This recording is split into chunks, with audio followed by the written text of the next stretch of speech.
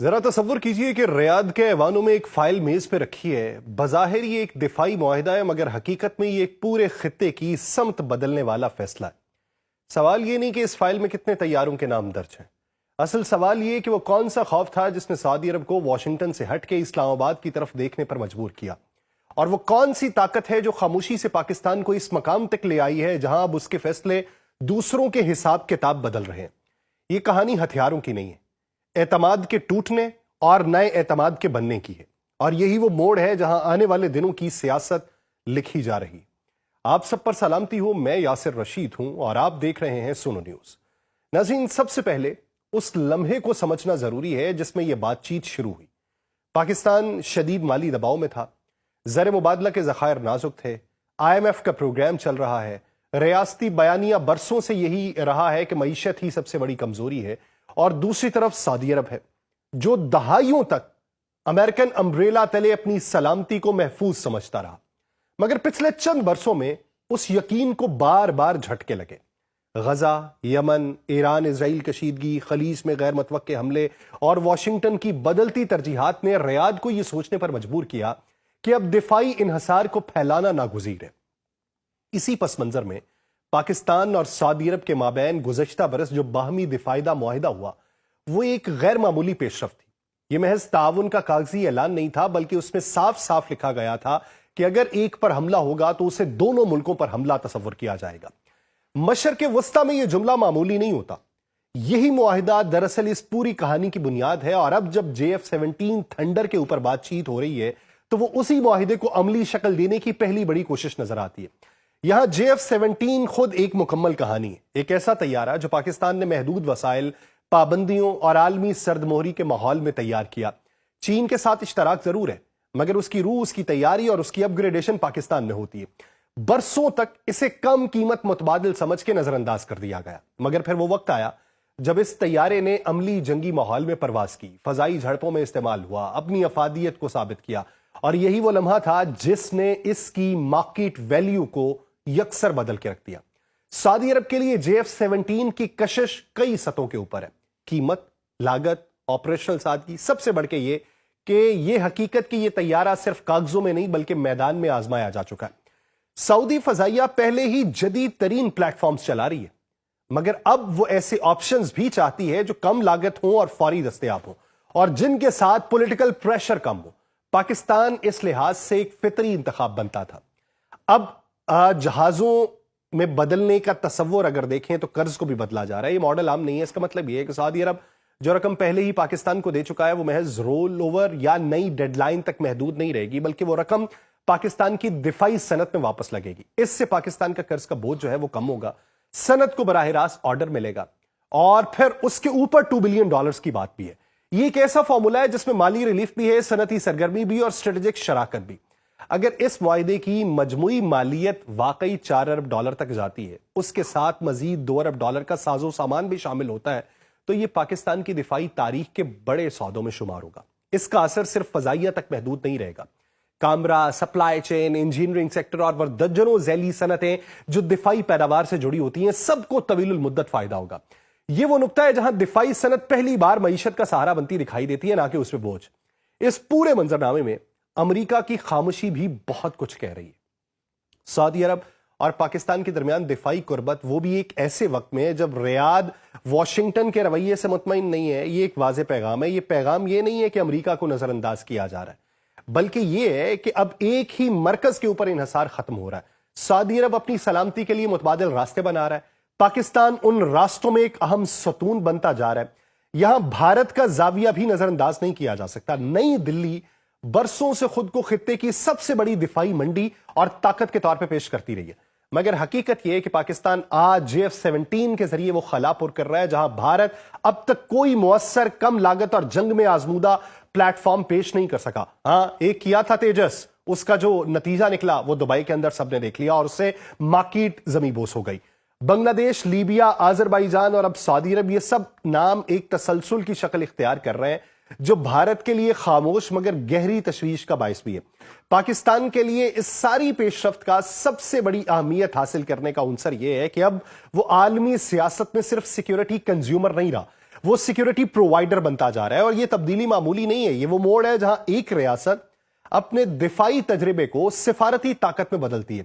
وزیر دفاع نے یہ کہا کہ اگر یہی رفتار رہی تو IMF کی ضرورت کم ہو سکتی ہے. دراصل یہ اس سوچ کا اظہار ہے کہ اب طاقت صرف ٹینک اور جہاز میں نہیں ہے بلکہ معیشت میں منتقل ہو رہی ہے. پہلے ہمیں بوجھ کے طور پہ صرف اپنا دفاع مضبوط کرنا پڑتا تھا اور اب وہ معیشت کو سہارا دینے کے لیے دوسرے ممالک کو فروخت کیا جا رہا ہے. اگر اس پوری کہانی کو ایک جملے میں سمیٹا جائے تو بات یہ ہے کہ پاکستان اور سعودی عرب کے درمیان JF-17 پہ بات چیت یا دیگر 11 ممالک کے ساتھ جو بات چیت ہے, یہ ایک اعلان ہے.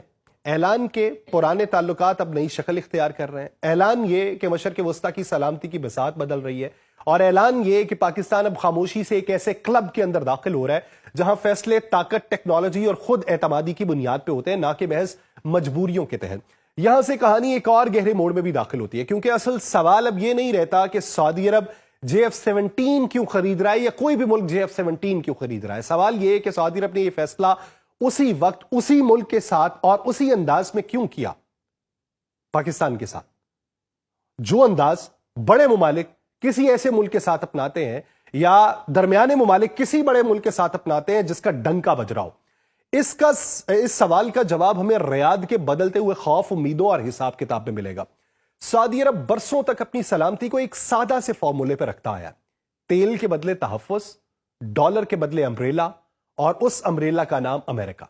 مگر پچھلی دہائی نے اس فارمولے کو بار بار چیلنج کیا. آرامکو پہ حملے ہوئے, خلیج میں جہازوں کو نشانہ بنایا جاتا رہا, یمن کی جنگ کا نہ ختم ہونے والا دلدل کا منظرنامہ تھا, اور سب سے بڑھ کے غزہ اور ایران اسرائیل کشیدگی کے دوران واشنگٹن کی محتاط بلکہ بعض اوقات سرد رد عمل نے ریاض کو ایک تلخ حقیقت سے روشناس کروایا. امریکہ اب وہ یقین دہانی نہیں دیتا جو سرد جنگ یا 9/11 کے بعد دیتا تھا. سعودی قیادت نے یہ سمجھ لیا کہ مستقبل میں ہر بحران پہ امریکی فوج حرکت میں نہیں آئے گی. یہی وہ خلا تھا جہاں پاکستان کی اہمیت دوبارہ ابھری. پاکستان صرف ایک ملک نہیں, ایک تجربہ بن کے ابھرا. ایسی فوج جس نے دہائیوں تک مختلف نوعیت کی جنگیں دیکھیں, ایسی فضائیہ جس نے محدود وسائل میں جدید صلاحیت پیدا کی, ایسی ریاست جو پابندیوں, دباؤ اور تنہائی میں بھی دفاعی نظام کھڑا کرنے میں کامیاب رہی, اور پھر مارکہ حق نے تصویر بدل دی. سعودی عرب کے لیے محض ہتھیار خریدنے کا معاملہ نہیں تھا بلکہ ایک ایسے اسٹریٹجک پارٹنر کی تلاش تھی جو مشکل وقت میں عملی طور پہ کھڑا ہو سکے, نہ کہ وہ صرف بیان جاری کر سکے. پاکستان کے ساتھ سعودی عرب کے دفاعی تعلقات بھی نئے نہیں ہیں. 70 اور 80 کی دہائی میں پاکستانی پائلٹ سعودی فضائیہ میں عملی پروازیں کرتے رہے. سعودی فوج کے کئی یونٹس کی تربیت پاکستان نے کی ہے, اور خلیجی جنگوں کے دوران پاکستان کی موجودگی ایک خاموش مگر فیصلہ کن عنصر رہی ہے. فرق صرف یہ ہے کہ ماضی میں پاکستان معاون تھا, اب وہ فراہم کنندہ بن رہا ہے. یہ تبدیلی سعودی عرب کے لیے نفسیاتی طور پر بھی عام ہے, کیونکہ اب وہ صرف مغرب سے نہیں بلکہ مسلم دنیا کے اندر سے بھی جدید عسکری حل حاصل کر رہا ہے. سعودی عرب پر اس فیصلے کے اثرات آپ کو کئی لیئرز پہ ظاہر ہوتے دکھائی دیں گے. سب سے پہلے ان کی جو دفاعی صلاحیت ہے, ان کی پالیسی مضبوط ہوگی. جب ایک ملک مختلف ذرائع سے ہتھیار لیتا ہے تو وہ کسی ایک سپلائر کے دباؤ میں نہیں آتا. دوسرا اثر یہ ہوگا کہ سعودی عرب اپنی فضائی طاقت کو کم لاگت مگر مؤثر پلیٹ فارمز کے ذریعے وسعت دے سکے گا, خاص طور پہ ایسے وقت میں جب خطے میں بیک وقت کئی محاذ کھل سکتے ہیں. تیسرا اور سب سے اہم اثر یہ ہے کہ سعودی عرب کا اسٹریٹجک جھکاؤ زیادہ خود مختار نظر آئے گا, جو خطے کے دوسرے ممالک کے لیے بھی ایک مثال بن سکتا ہے. اب اگر ہم پیچھے مڑ کے دیکھیں, ماضی کی طرف نگاہ دوڑائیں, تو پاکستان نے ایسے دفاعی معاہدے پہلی بار نہیں کیے. چین کے ساتھ اشتراک اس کی بنیاد ہے, مگر اس کے بعد ترکیہ کے ساتھ مل کے پروگرامز, پھر آذربائیجان کو دفاعی سپورٹ, پھر نائجیریا اور میانمار جیسے ممالک کو طیاروں اور تربیت کی فراہمی, اور حالیہ برسوں میں لیبیا کے ساتھ اربوں ڈالرز کے معاہدے اسی تسلسل کا حصہ ہے.